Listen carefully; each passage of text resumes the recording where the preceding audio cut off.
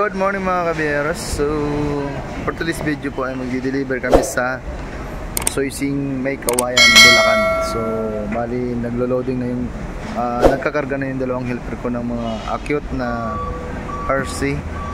So yun, pupunta natin sila sa pagsasalansan nila doon sa truck natin. Ayun.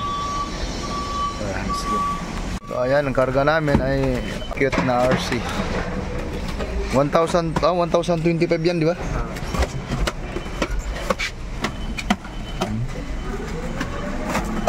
So bali ano to, 7 palita. Yeah, boy.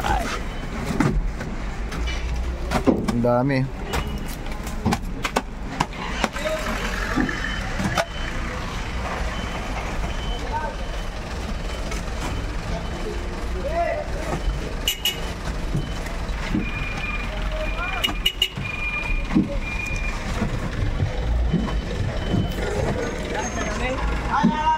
Ngayon ba, isa, dalawa, tapos yung nabutal doon.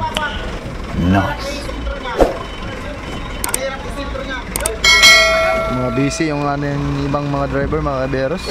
Okay. Punta na lang muna kumuha, kaya print na lang ang content. Ito kasi Ngayon matatapos na mga kaberos. Yung dalawang palitan na lang. Taas ng kamada.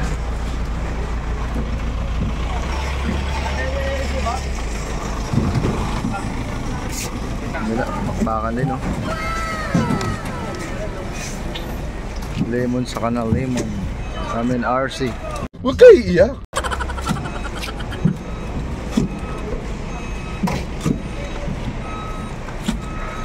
Alright mga kaberos, ayun, patapos na. Ito na lang, oh. Okay.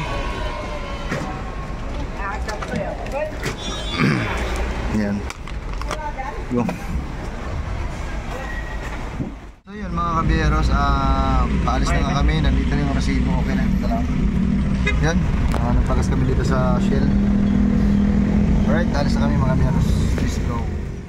So nandito na nga kami ngayon sa Soising May Kawayan, ano. So ito yung itsura ng Soising May Kawayan warehouse mga kaberos. Ayan,